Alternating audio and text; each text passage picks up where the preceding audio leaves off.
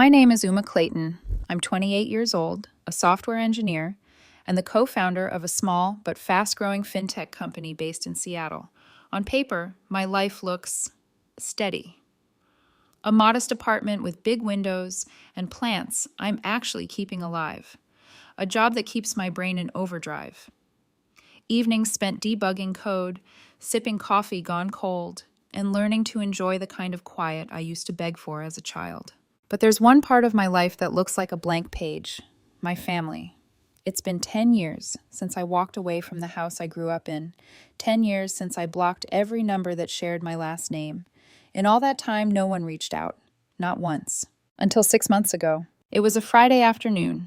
I'd just finished a virtual meeting with a partner in Singapore, my eyes blurry from staring at financial models too long. I was about to stand up, stretch, maybe make another cup of overly strong coffee when my phone buzzed on the desk. Unknown number. My thumb hovered over decline. For some reason, I still don't understand, I swiped accept instead. Hello? The voice on the other end made my chest tighten. It's me, she said quickly, as if she was afraid I'd hang up before she could get to the point. I had to use a new number. You probably blocked my old one. She was right, I had. I didn't say anything. The silence was my armor. She tried to break it with a few shallow attempts at small talk. How have you been?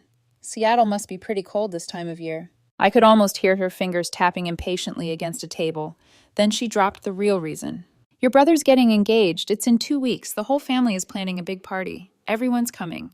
You have to be there. I leaned back in my chair, staring at the ceiling tiles like they might give me the right answer. I'm swamped, I said carefully. We're in the final stretch of a big project at work. It'll be hard to make time. The line went quiet, but it wasn't an empty quiet. It was heavy, like a storm about to break. Then her tone changed, sharp, cold, and final. If you don't come home for your brother's engagement party, never call me Mom again. And just like that, she hung up. No chance for me to explain. No, how have the last 10 years been? No, I miss you. Just a condition. Come home or vanish for good. I sat there for a long moment, phone still in my hand, heartbeat steady in a way that surprised me. You'd think I'd cry or rage, but I didn't. Because somewhere deep down, I had always known this was who my mother was. I made myself a strong cup of black coffee in the office kitchen. The Seattle sky outside the window was overcast, gray clouds pressing low over the city. It matched the way my chest felt, heavy, full of things unsaid. As I stirred my coffee, memories I'd buried under layers of code and deadlines began to surface, clear as if I'd never left. Growing up, I wasn't the golden child. I was the shadow. Brandon, my older brother, was the light. 2 years older, and somehow everything he did was magnificent by default. If he scribbled 3 crooked lines on a paper, my mother would laminate it and tape it to the fridge like it belonged in a museum. Me? I could bring home a certificate and it would vanish into a drawer. I still remember the day I came home clutching a certificate for 2nd place in a district math competition. I was 11 and dizzy with pride. I walked into the kitchen, expecting at least a smile. Mom glanced at the paper and gave me a half smile. That's nice, she said. But don't tell your brother, okay? He might feel bad. When I was 13, I wanted a bike. Nothing fancy. Just something so I wouldn't have to walk to school anymore. I'd been walking for 3 years, rain or shine, watching other kids pedal past me. Instead, Brandon lost his baseball bat a week before my birthday. My dad used the savings to buy him a brand new one. I got a backpack. It was designed for a 5th grader. That's all we can afford right now, my mom said. You should be grateful. That's when I started learning the rule of our house. If you want peace, erase yourself. I became good at disappearing, letting my achievements shrink down to polite nods, folding my wants smaller and smaller until they fit in the spaces other people left behind. Until MIT. When I was 18, an email arrived that didn't feel real at first. I refreshed the page 3 times before I let myself believe it. Dear Uma Clayton, congratulations. A full-ride scholarship to MIT. The school I'd whispered to myself like a wish since middle school. I remember running my fingers over the printed letter, my heart pounding. For the first time, I thought, they'll see me. They'll finally see me. I brought the letter home. My mother read it silently. For a brief moment, her eyes softened and hope bloomed in my chest. Then she said gently, MIT is so far away, sweetheart. If you go, your brother's going to feel sad. I froze. He'll feel sad? A few days later, they called me into the living room.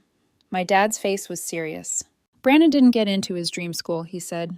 He's really down. Don't go too far, okay? Just pick a school nearby so you two can stay close.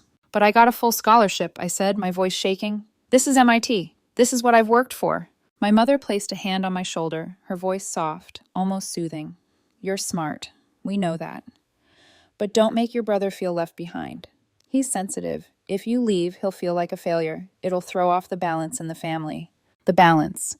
As if my entire future was a weight they needed me to keep small so Brandon wouldn't tip over. I nodded on the outside.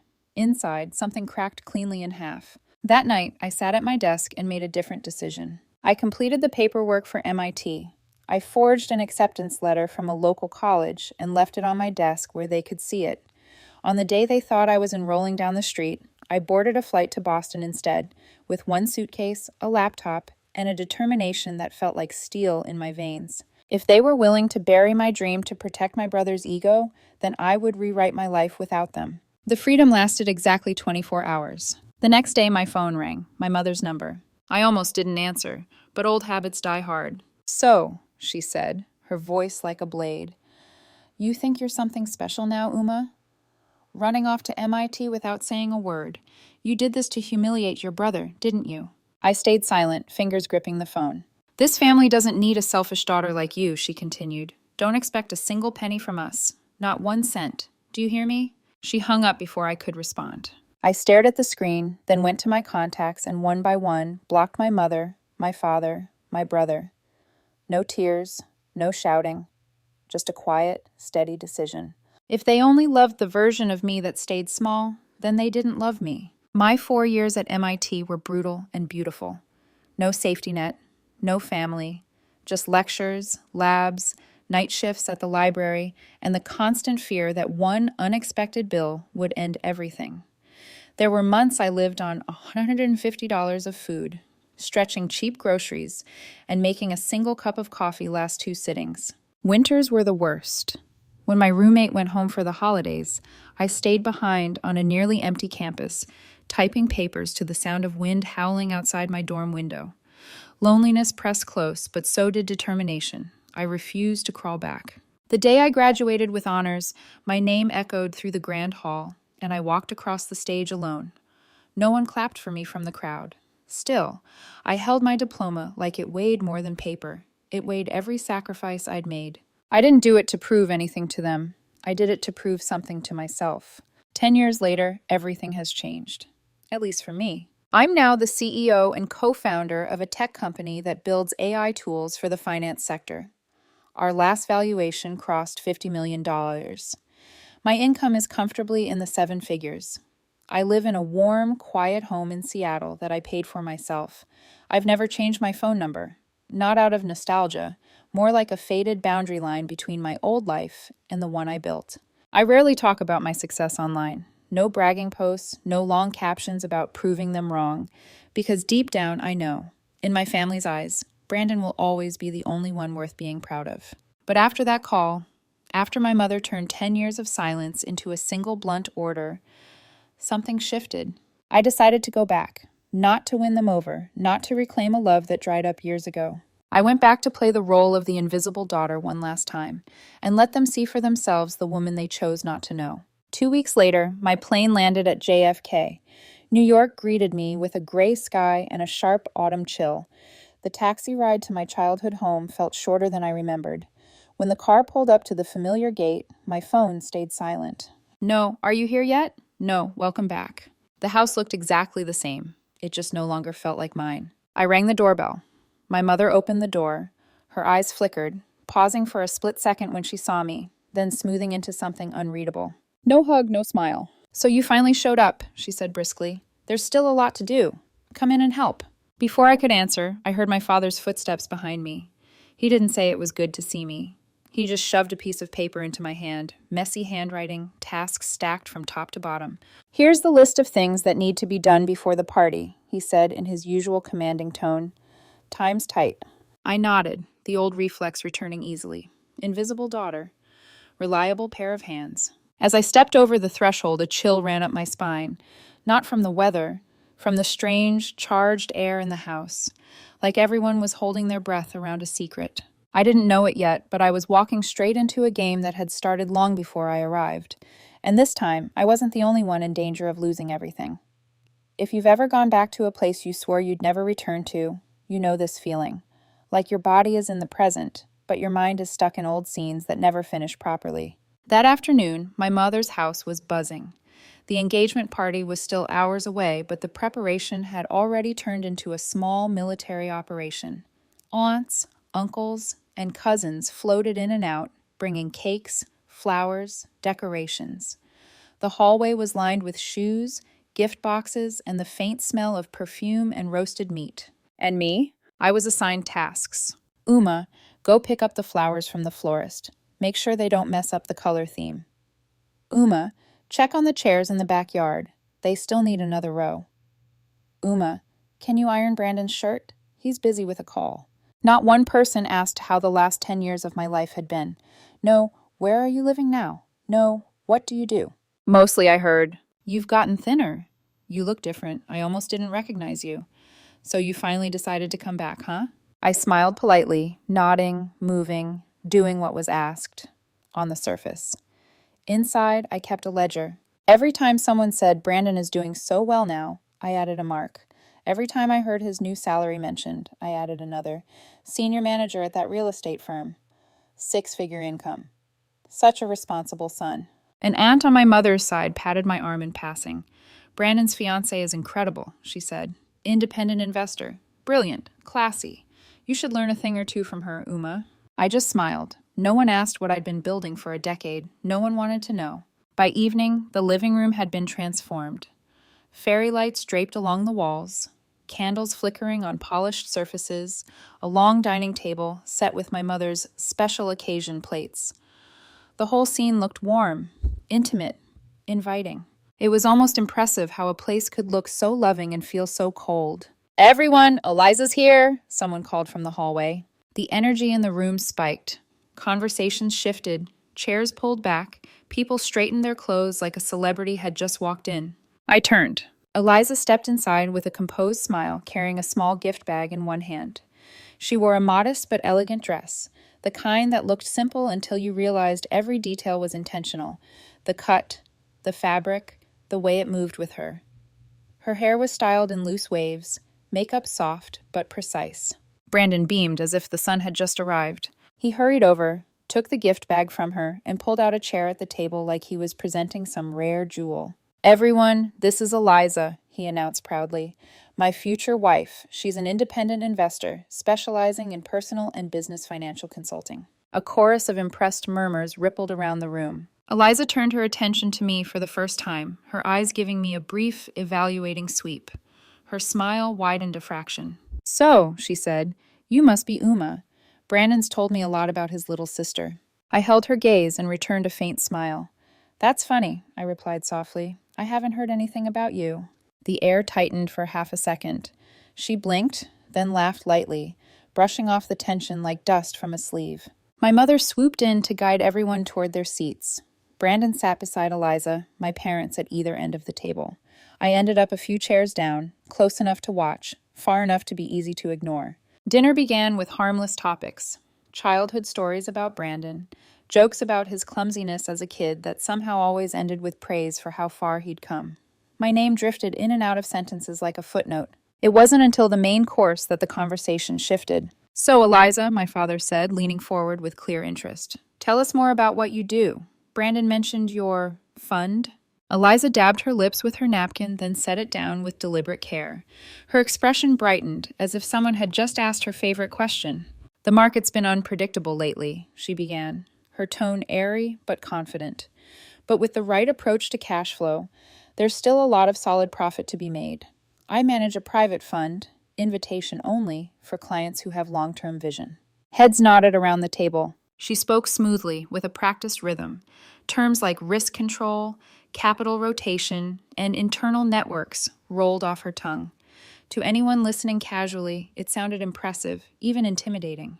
To me, it sounded like someone trying a little too hard to sound impressive. Because beneath the buzzwords, there were gaps. No specifics, no models, no clear strategies, just decorative jargon wrapped in confidence. As Eliza continued, describing exclusive opportunities and guaranteed high returns, I felt an uncomfortable familiarity crawl up my spine. I watched her hands as she talked, the way she tilted her head, the way her eyes scanned the room to check reactions. It was like déjà vu. A face, a voice, a polished lie. About a year ago, one of my closest friends in the fintech space, Nathan, called me sounding like he'd swallowed broken glass. "She scammed me," he'd said, voice hoarse. "Some consultant I met at a conference said she'd partner with us, help scale our product with her investment pool. I wired over $50,000 as a pilot test, and she vanished.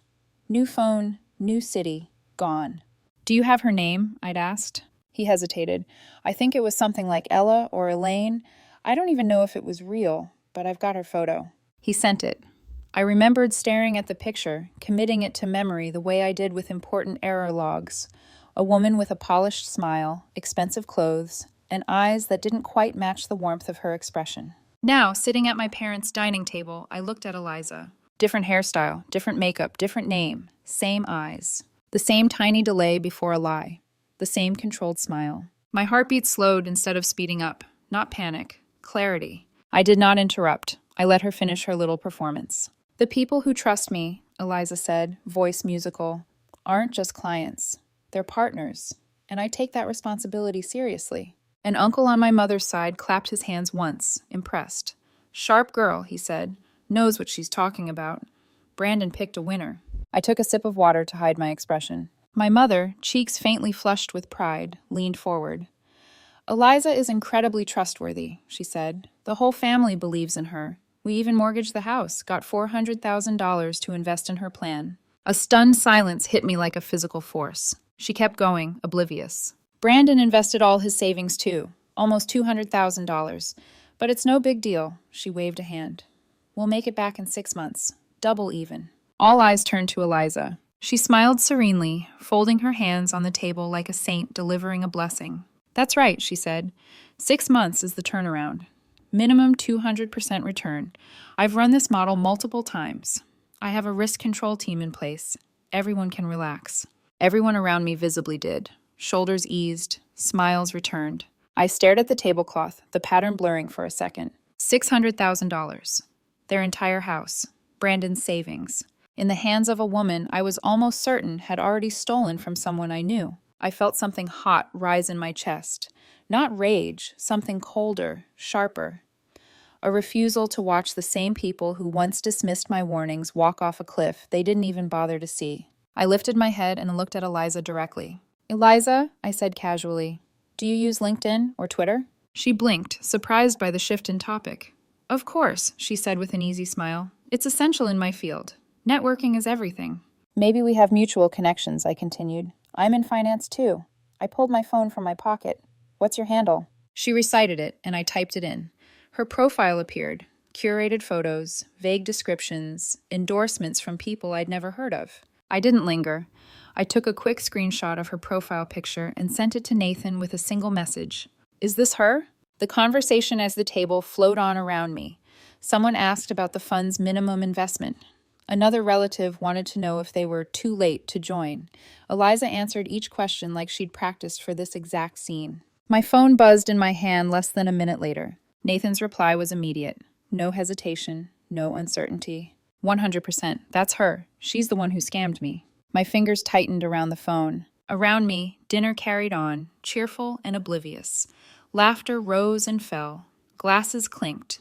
Compliments floated toward Eliza and Brandon like confetti. Inside me, something locked into place. I set my glass down slowly. The sound of it touching the table seemed louder than it should have been.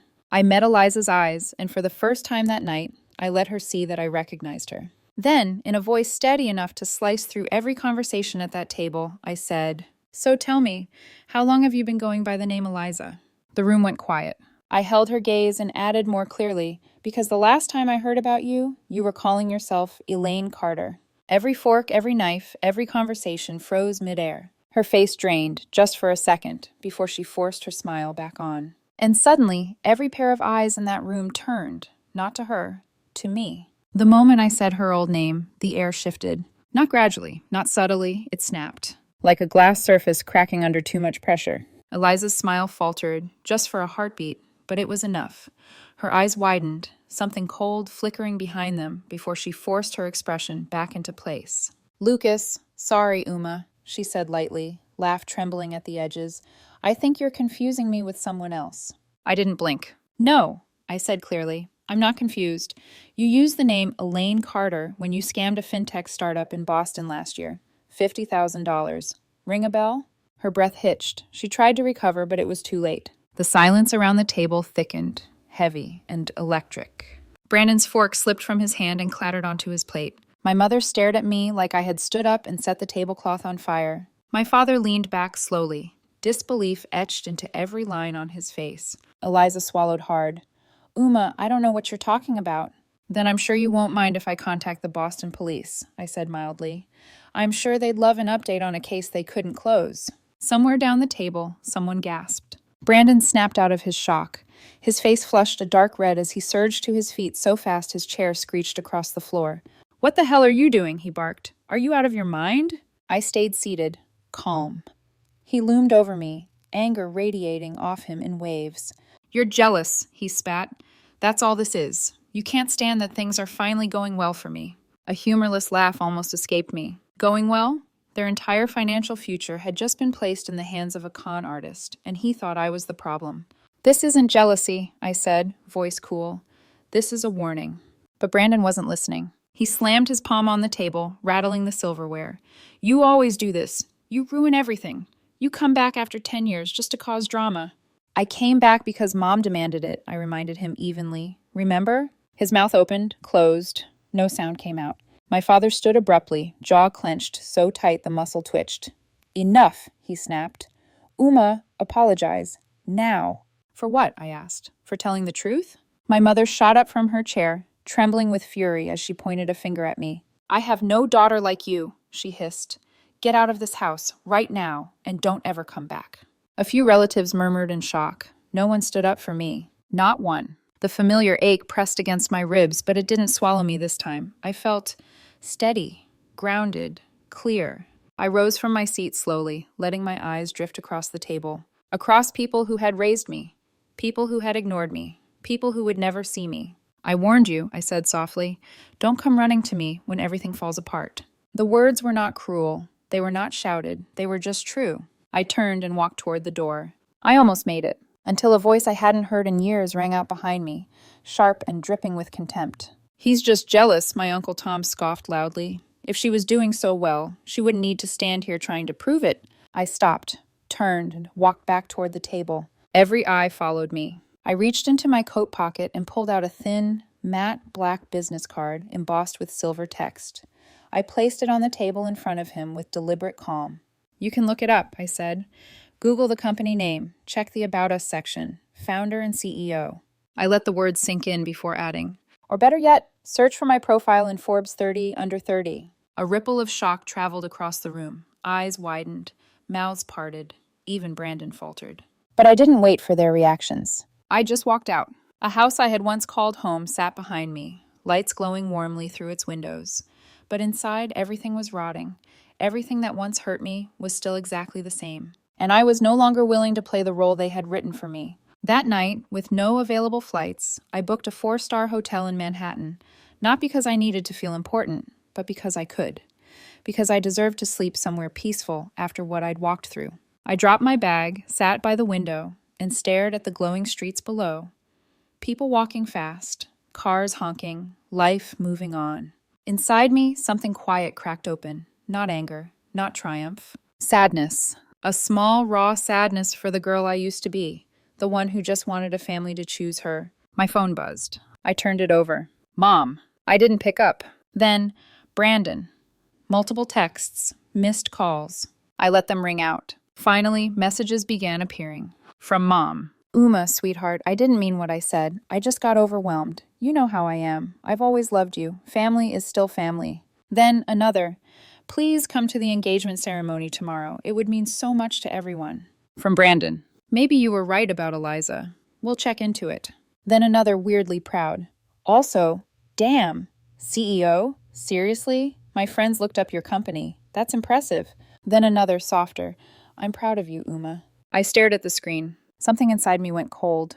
Not one message said, we're sorry. Not one said, we were wrong to throw you out.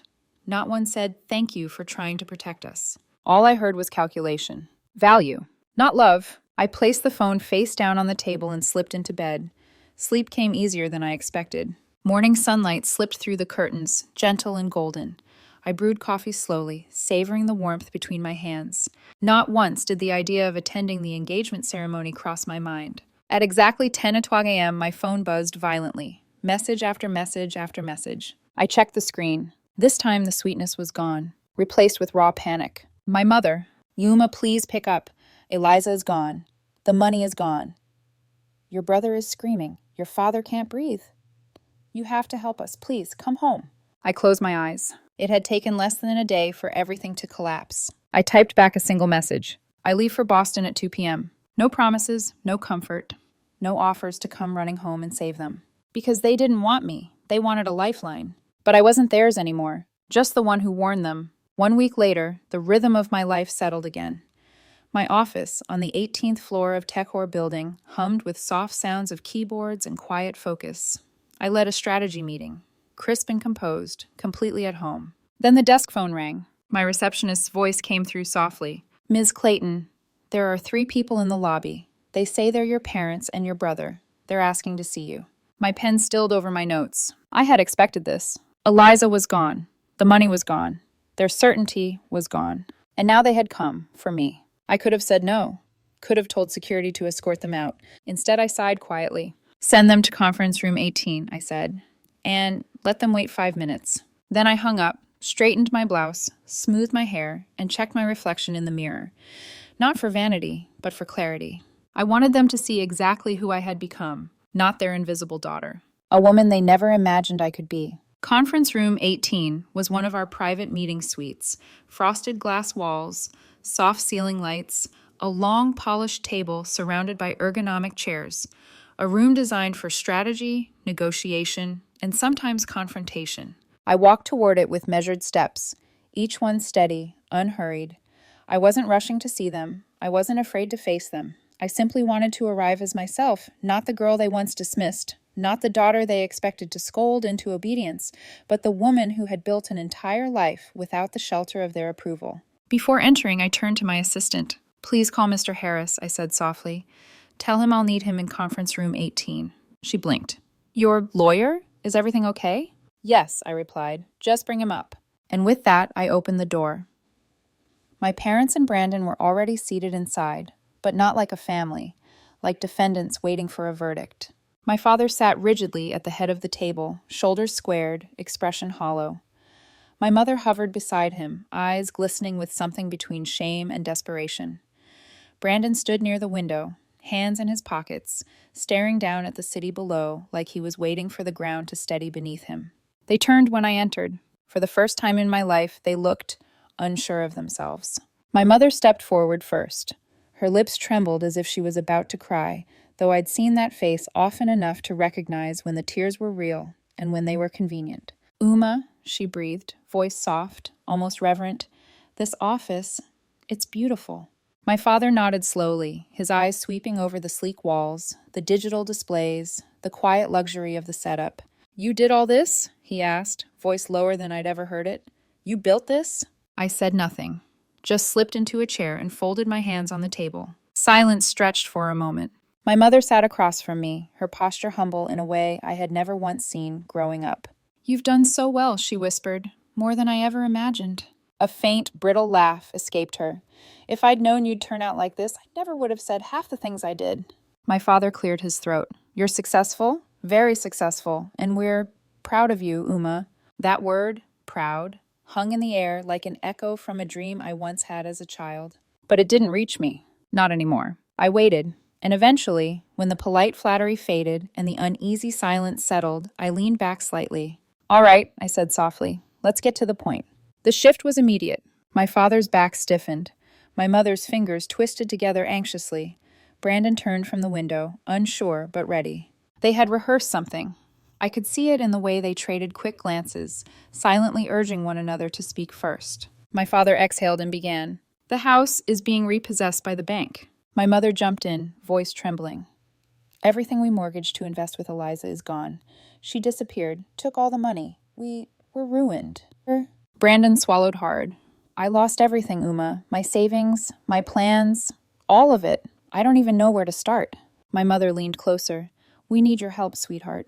You're the only one who can save us now. The desperation in her voice might have pierced the heart of someone who didn't know better. But I did. What exactly are you asking for? I said calmly. My father met my eyes directly. Buy back the house, he said. Support us with at least $2,000 a month until we can get back on our feet. I raised an eyebrow. And Brandon? My father didn't flinch. We want you to give him $300,000, or at least give him a small share in your company so he can recover. It's the least you can do, after everything we've done for you. The words settled like ice in my chest. The least I could do, after everything they had done for me. The room seemed painfully quiet. And then I laughed. Not gently, not kindly, not the polite laugh of someone trying to smooth things over. A real laugh, deep, raw, full of years of buried absurdity, rising like steam from a cracked vent. Their expressions twisted, shock, confusion, offense. But before they could speak, the door opened. Mr. Harris stepped inside with a leather folder in hand. Tall, composed, his presence immediately shifted the room's gravity. He gave me a quiet nod. Miss Clayton, he said. My family stiffened like prey sensing a predator. I folded my hands on the table. When the receptionist told me you were here, I said evenly, I called my lawyer. I had a feeling this visit wasn't about apologies. My mother's face flamed. My father's jaw clenched. Brandon's eyes darted between us, lost. Mr. Harris stepped forward. Let me state this clearly, he said, his tone professional and cold as marble. My client, Ms. Uma Clayton, holds no legal obligation to provide financial support to any of you. He paused, letting the statement sink deep into the silence. Any further attempts to coerce her, emotionally or otherwise, will be considered harassment. And if it continues, we will not hesitate to pursue legal action. Their faces shifted sharply. Shock, outrage, fear. My mother shot to her feet, voice cracking. So this is who you are now? You think you're above us? You think money makes you better than the family that raised you? Brandon slammed his fist on the table. You're turning your back on your own blood. What kind of selfish person does that? Mr. Harris glanced at me. I tilted my head, lifted an eyebrow, and asked softly, verbal abuse, emotional harassment, defamation, caught on camera. Would that hold up in court? Mr. Harris gave a single crisp nod. More than enough. My mother froze mid-rant. My father's expression cracked open. Brandon looked like someone had punched the breath out of him. I stood. My silence was heavier than anything I could have said. They realized it. Really realized it. For the first time, they were the ones being dismissed. And I was the one walking away, without guilt, without hesitation, and without looking back. They left the room quietly, almost stumbling, as if their legs were unsure whether they were allowed to stand. The door clicked shut behind them. I felt nothing. No triumph, no regret, just peace. Some people imagine that closure comes with a dramatic moment, a slamming door, a shouted truth, a final confrontation where the villain is exposed and the hero walks away under triumphant music.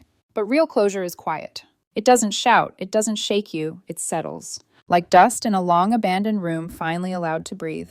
That's what I felt after my family walked out of conference room 18, a stillness so complete that it didn't even feel like victory. Just release.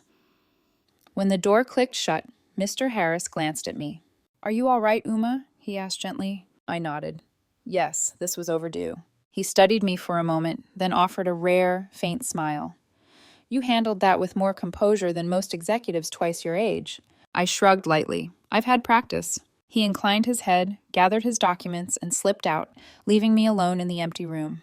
The table was still set the way they had left it, my mother's chair slightly pushed back, my father's hands having left faint prints on the polished surface, Brandon's unfinished thoughts lingering in the air like stale perfume. For the first time, I saw clearly what had always been true. They had never wanted me. They had wanted control over me. And now that they could no longer shape me, limit me, or shrink me, they wanted something else. Access to what I had built. It had never been about love, just leverage. I placed my palms on the table and took one slow breath. Then I straightened my back, smoothed my blouse, and walked out of the room with the calm of someone who has finally laid a ghost to rest. Later that day, as I sat in my office reviewing market projections, One of my senior analysts knocked softly on the door. "You have that investor meeting in 20 minutes, she reminded me. I nodded, closed the file on my laptop, and rose. As I walked past the glass walls of each department, my employees glanced up and smiled. Warm smiles, respectful nods, genuine acknowledgement. They didn't see the girl who had been told she wasn't allowed to shine. They saw a leader, a builder, a woman who fought her way out of the shadows. But beneath that strength, deep in the quiet spaces inside me, a small ache pulsed, an ache for the childhood I never had, for the acceptance I once begged for the love I kept offering into a void. The ache was real, but it wasn't in control anymore. Some people will hear this story and say, "Uma, you should have helped them. They're your family." But here's the truth most people never want to talk about. Family is not a license to drain you. Blood is not a free pass to break you. If helping them meant sacrificing my peace, my boundaries, my self-worth, then that wasn't help. That was self-destruction. In the 10 years I struggled through MIT, worked 2 jobs, slept hungry, walked home in freezing snow, cried into textbooks under fluorescent lights. Not one of them asked if I was okay. Not one offered support. Not one cared whether I lived or fell apart. They only reached for me once they realized I had become valuable to them. Not loved, valuable. There is a difference sharp enough to cut a person in half if they're not careful. When my family left that conference room, a version of me quietly died. The version who still believed that maybe, someday, they would see me for who I was. What remained was a woman who understood this final truth. I owed them nothing. Not forgiveness, not money, not access, not a place in my hard-earned life. Letting them go wasn't cruel. It was necessary.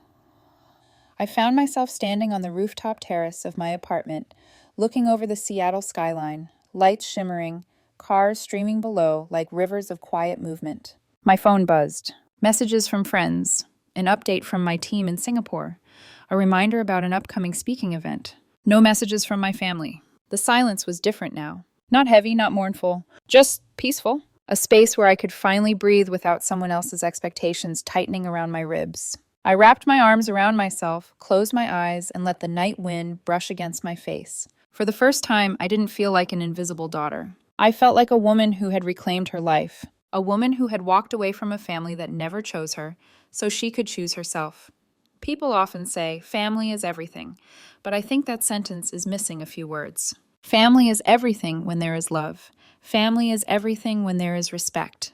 Family is everything when there is reciprocity. Without those things, family can be the heaviest burden you ever carry. So before I end this chapter of my life, I want to ask you, if you were in my shoes, what would you have done? Would you have saved them? Would you have walked away? Would you have given them one more chance that they never gave you?